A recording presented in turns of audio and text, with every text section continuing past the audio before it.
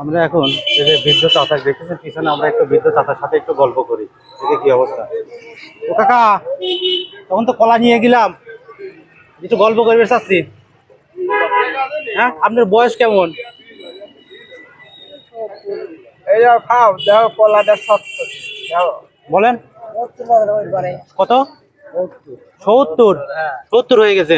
এই যে ভ্যান চালান, এই ভ্যানের তো ইঞ্জিন নাই তাই না, পায়ে পেট্রোল দিয়া, তো এটা চালান কোনো সমস্যা হয় না?